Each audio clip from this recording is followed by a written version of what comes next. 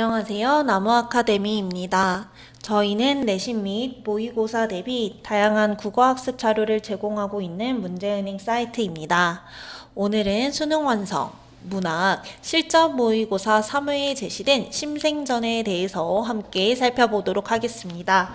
지문 분석에 들어가기에 앞서 이 글의 큰 틀을 잡아보자면 한문 소설이고요. 이 글을 관통하는 주제는 신분의 제약으로 인한 이별에 대해서 이야기를 한다고 볼 수 있겠네요. 그러면 첫 줄부터 함께 보도록 할게요. 낭군은 소강통교에서 만났던 그분 맞죠? 라고 제시되고 있는데 여기서 말하는 낭군은 바로 중심인물 중 한 명인 심생이 되겠습니다. 저는 처음부터 낭군이 와 계시는 걸 알고 있었어요. 벌써 20알째 밤이군요. 여기서 알 수 있는 것. 심생이 소녀를 만나기 위해 20알째 왔다라는 거 알 수 있죠. 이 손 좀 놓으셔요. 제가 소리를 지르면 여기서 나갈 수 없을 거예요. 제 말대로 하시면 저쪽 뒷문을 열고 낭군을 맞이할게요. 어서 제 말대로 하셔요. 라고 하면서 무조건적으로 자기랑 만나려고 하고 있는 심생을 달래고 있습니다. 심생이 이 말을 믿고 물러서서 기다렸다. 소녀는 다시 벽을 따라 빙 돌아 방으로 들어가더니 요정을 불러 말했다. 어머니께 가서 주석으로 만든 큰 자물쇠를 가져오너라. 자, 이 자물쇠는 여러분 심생에게 소녀의 마음을 전하기 위한 물건이 되겠습니다. 여종이 내당으로 가더니 얼마 안 있어 자물쇠를 가지고 왔는데요. 소녀는 심생과 약속했던 뒷문으로 가. 자물쇠를 걸고는 손수 열쇠로 딸가닥 소리를 내며 자물쇠를 채웠다고 합니다. 앞서서는 심생을 달래려고 뒷문으로 오세요. 그럼 맞이해 줄게요. 이래 놓고서는 이 소녀는 뒷문의 문을 잠가버리는 거죠. 그러면 이 자물쇠는 어떠한 의미를 상징하나요? 심생에 대한 거절을 상징한다고 볼 수 있겠네요. 그러고는 즉시 방으로 들어가 등불을 껐다. 아무 기척도 내지 않고 깊이 잠든 채 있지만 실은 잠자지 않고 있었다. 뭔가 갈등을 많이 하나 봐요. 심생은 속은 것이 분하면서도 여기서 말하는 건 뒷문에서 맞이해준다라고 했는데 문을 잠근 행위를 가리키는 거겠죠. 그나마 얼굴이라도 한번 보게 된 것을 다행스럽게 여겼다고 합니다. 그날도 잠긴 문 앞에서 밤을 새우고 새벽에 돌아갔어요. 심생은 이튿날에도 가고 그 이튿날에도 갔습니다. 소녀가 거절하는 행동을 보였음에도 그녀에 대한 마음을 접지 않는 거죠. 그런데 너무 싫어하니까 이제는 잠긴 문을 열어달라고는 하지 못했다고 합니다. 비 오는 날이면 비옷을 입고 갔으며 옷자락 젖는 것쯤 마다하지 않았다고 하네요. 그렇게 또 열흘이 지났대요. 그렇게 지내자 소녀가 뭔가 마음의 변화가 일어났다고 합니다. 여종들에게 내당에 가서 자라고 일컫고는 자물쇠를 풀고 뒷문을 활짝 열고 심생을 불렀습니다. 낭군 방으로 들어오셔요 라고 하면서 심생의 마음을 결국 받아주게 되는 거죠. 그리고 부모님도 모시고 왔어요. 소녀는 매우 적극적이에요. 그쵸? 처음부터 속이고 문을 잠근 것부터 마음을 받아주기로 결심한 이후로부터는 부모님에게 바로 소개를 시켜주는 등 적극적인 성격을 드러내고 있네요. 그러면서 부모님에게 말을 하죠. 제 나이 17, 그동안 문 밖에 나가본 적이 없었지요. 그러다가 지난달 처음으로 집을 나서 임금님의 행차를 구경하고 돌아오던 길이었어요.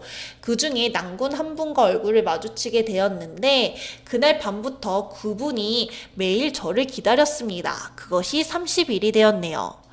비가 와도 오고 추워도 오고 문을 잠가 거절해도 또 오셨어요 라고 하면서 부모님을 설득하는 첫 번째 근거를 제시하고 있습니다. 30일 동안 이 남자가 비가 오든 눈이 오든 나를 기다렸다 라고 하는 거죠. 제가 이리저리 요량해본 지 오래되었답니다. 뭔가 거절했다는 의미인 것 같아요. 만일 소문이 밖에 퍼져 이웃에서 알게 되었다 쳐보세요. 저녁에 들어와 새벽에 나가니 누군들 낭군이 그저 창밖의 벽에 기대 있기만 하겠다고 여기겠어요. 실제로는 아무 일이 없었건만 저는 추악한 이름을 뒤집어 써서 개에게 물린 꽝신세가 되는 것이겠지요. 이 말의 의미는 여러분, 남자가 맨날 매일 내 방문 앞에서 기다린다. 그럼 나는 남들이 보기에 어떻겠냐 라는 의미인 거죠. 그쵸? 이것으로 인해서 유교적인 가치관을 가졌을 부모님을 또 설득하고 있는 겁니다. 저분은 사대부 가문의 낭군으로, 자, 여기서 남자 주인공의 신분이 제시되어 있고요. 이 소녀는 여러분 중인이에요. 신분 차이가 제시되고 있죠. 한창 나이에 혈기를 진정하지 못하고 벌과 나비가 꽃을 탐하는 것만 알아 바람과 이슬 맞는 근심을 돌아보지 않으니 얼마 못 가 병이 들지 않겠어요? 자, 이 남자 병들 것 같다 이야기를 하는 거죠. 그리 된다면 제가 죽인 건 아니지만 결국 제가 죽인 셈이 되지요. 안갚음을 제가 나중에 당할 수도 있겠습니다. 이야기를 합니다. 게다가 저로 말할 것 같으면 중인 집안의 처녀에 지나지 않지요. 신분 차이를 소녀도 인식을 하고 있네요. 그런데도 불구하고 제가 이렇게 예쁘지도 않는데 이 낭군이 저한테 지극정성을 다하고 계신다 이야기를 합니다. 이런데도 제가 낭군을 따르지 않는다면 하늘에서 벌을 내릴 거고 복이 제게 오지 않을 게 분명해요 라고 하면서 엄청 야무지게 부모님을 설득하고 있어요. 일이 이렇게 되고 말았지만 이것도 하늘의 뜻입니다 라고 이야기를 하고 있네요. 자, 심생은요, 소녀와 동침한 이래 저녁에 가 새벽에 돌아오는 일을 하루도 거르지 않았어요.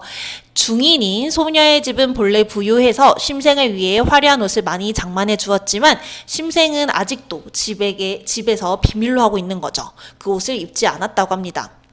그런데 심생이 매일같이 밖에서 자고 오는 것을 의심한 부모에게 결국 들키게 되었고요. 심생은 산속 절에 가서 공부에 전념하라는 분부를 받게 됩니다. 삼방에 머문 지 한 달이 가까워올 즈음 어떤 이가 찾아와 소녀가 쓴 한글 편지를 전했는데 이별을 알리는 유서였고요. 소녀는 이미 죽었다고 합니다. 두 사람의 신분 차이로 인해서 이렇게 비극적인 결말을 맞이하게 된 거죠. 11번 문제 함께 풀어보도록 하겠습니다. 소녀가 보기와 같은 시를 썼다고 가정할 때 보기를 윗글의 내용과 관련지어 감상한 것으로 적절하지 않은 것을 골라주시면 되겠습니다. 학생 여러분들은 영상을 잠시 멈추시고 1번 문제를 스스로 풀어보시기 바랍니다.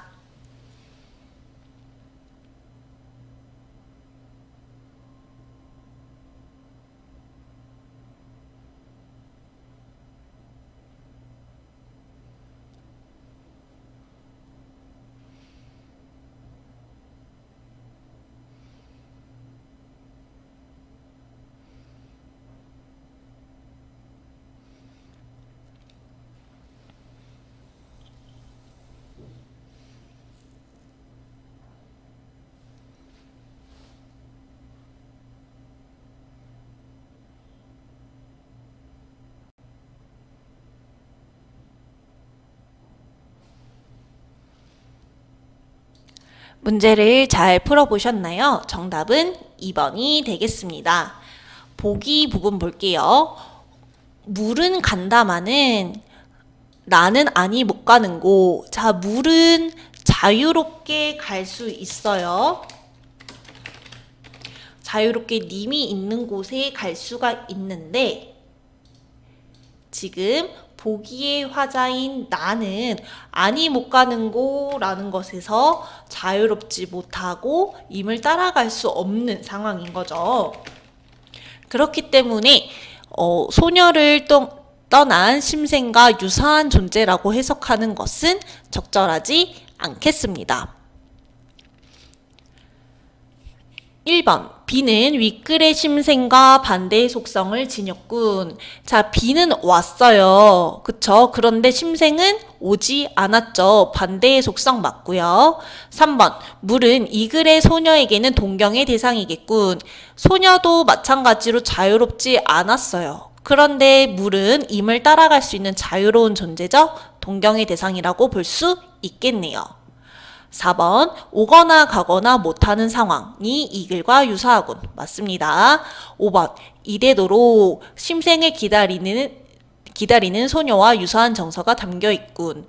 자, 이대도록 그리랴. 심생을 하염없이 기다리는 소녀의 정서와 유사하다고 볼 수 있겠습니다. 심생전에 대한 강의는 여기서 마무리하도록 하겠습니다. 더 많은 학습 자료는 저희 나무 아카데미를 참고해 주시기 바라겠습니다. 감사합니다.